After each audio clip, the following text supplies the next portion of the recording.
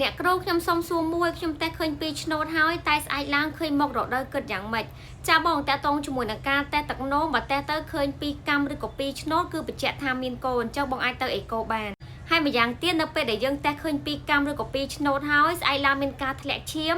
គឺគេហៅថាឈាមលៀងក្បាលកូនមិនមែនជាឈាមរដូវទេឈាមលៀងក្បាលកូនគឺកើតនៅក្នុងត្រីមាសទី1នៃការមានផ្ទៃពោះ3ខែដំបូងអ្នកខ្លះគាត់ធ្លាក់ឈាមមកប្រើមួយថ្ងៃ2ថ្ងៃអ្នកខ្លះគាត់ធ្លាក់ត្រឹមតែ1ដំណក់ឬក៏2ដំណក់ប៉ុណ្ណោះរយៈពេល1ថ្ងៃ2ថ្ងៃដូចគ្នាអញ្ចឹងក្នុងករណីអ្នកដែលគាត់មានកូនហើយគាត់មានការធ្លាក់ឈាមគឺត្រូវប្រញាប់ទៅជួបគ្រូពេទ្យជាបន្ទាន់បើក្នុងករណីគាត់ជាឈាមលៀងក្បាលកូនទេគឺអត់សូវមានបញ្ហាអីទេប៉ុន្តែបើក្នុងករណីមានការធ្លាក់ឈាមច្រើន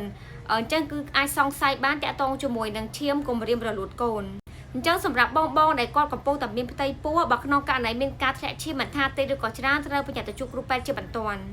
ហើយសម្រាប់ករណីរបស់បងគឺបងត្រូវប្រញាប់ទៅជួបគ្រូពេទ្យដើម្បីធ្វើការអេកូមើលឲ្យបានច្បាស់លាស់សិនជាទូទៅសម្រាប់តេស្តទឹកនោមក៏អាចនឹងមានភាព error ដែរជាពិសេសនៅពេលដែលបងទិញតេស្តទឹកនោមយកមកប្រើប្រាស់សូមបងមើលសុពលភាពវាឲ្យច្បាស់ថាការបរិច្ឆេទរបស់វាត្រឹមត្រូវឬក៏អត់បើក្នុងករណីតេស្តហ្នឹងហួសសុពលភាពទៅការធ្វើតេស្តក៏វាអាចនឹងខុសឆ្គងឬក៏មានភាព error ទៅតាមនោះដូចគ្នាហើយសម្រាប់ការតេស្តទឹកនោមត្រឹមត្រូវគឺតេស្តនៅពេលព្រឹកគឺច្បាស់ជាងតេស្តពេលផ្សេង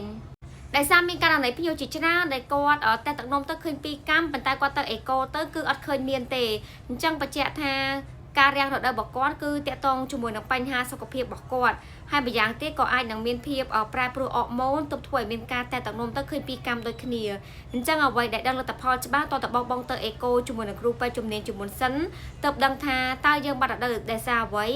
តើស្បូនរបស់យើងមានការបង្កកំណត់ឬក៏យើងមានកូនដែរឬទេត្រូវឆ្លងកាត់ការអេកូឬក៏តេស្តឈាមជាមួយនឹងគ្រូពេទ្យផ្ទាល់បាន